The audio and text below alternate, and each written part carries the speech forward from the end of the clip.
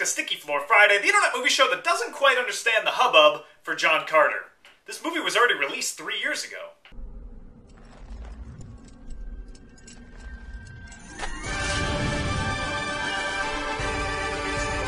I challenge you for leadership of the tribe. Do you accept the challenge?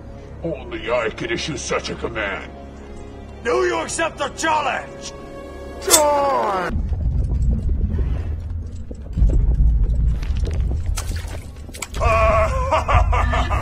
That was her pee bucket!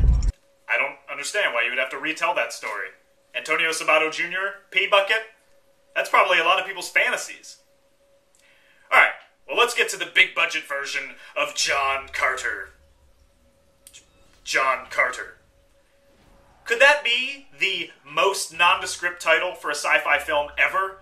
I think it is. John Carter. That sounds more like a movie about a no-nonsense lawyer. Jimmy Smits is John Carter.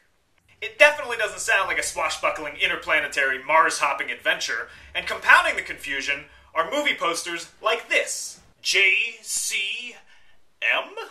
Now, if the movie was called John Carter of Mars like it was originally intended, then this would make sense.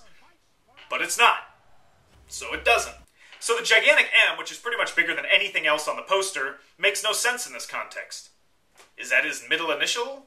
Is that a rocket ship? What the hell is that? And then, if you remove shirtless Riggins from the poster, then it just looks like a rejected Cylon design. Now, if you've seen the trailer for John Carter, a lot of things are probably going through your mind. This looks like Star Wars, and Avatar, and Flash Gordon. What a ripoff. But the truth is, this is based on a very, very, very old book that predates Flash Gordon by 20 years and Star Wars by 60 years. At least that's the argument people are giving as to why this looks visually similar to everything else we've seen before. Or after. Or before. I don't know. Whatever. And that's all well and good when you're talking about a book.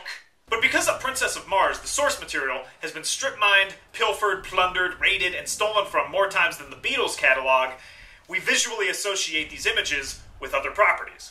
Sucks for John Carter. He was there first literarily, but cinematically, he's about 100 years too late. This is the first live-action effort from Pixar, who up until Cars 2 could do no wrong. Are they in for disappointment again?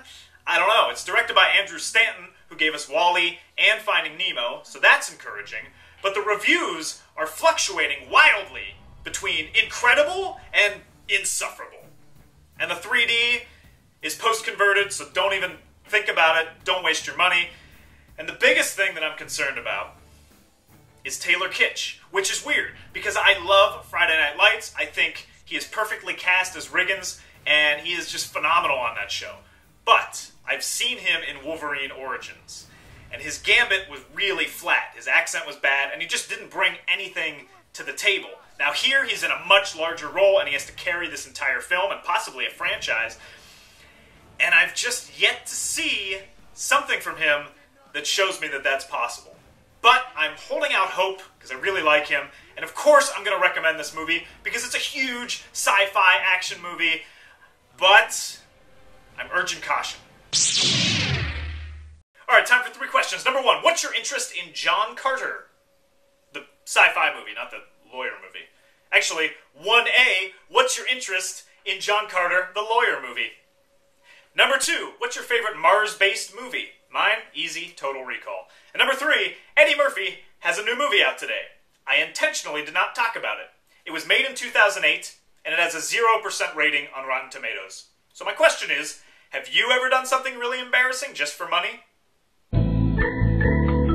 Everyone seemed to really enjoy Nerd Trivia last week, maybe more than I was hoping. So I'll give you one more. Did you know, once upon a time, I was a stand-up comedian? It was short-lived. Here's a clip. That was bad. You know, it's always bad to get dumped, but it's worse when... Feedback's sweet. But it's worse, you know, like when you got to get on a plane right afterwards. So she's like, you know, get the hell out of here. I hate you. You suck. You know, kicks me back. Get on the plane, you know. So I'm on the plane, you know, and you're all depressed. And you're just like, oh, God, you know, what did I do wrong? I suck, you know. And then every time there's a little bit of turbulence, you're just like, you know what? This is it. God, just take me. I don't care. Bring it, you know. Whatever you got, man. Let's do it. But then you start thinking, you know, and you're like, You know, do I really want my last words to her to be, yeah, will you fuck like a weak handshake? No. No. I didn't actually say that. I said, don't tell anybody it's small.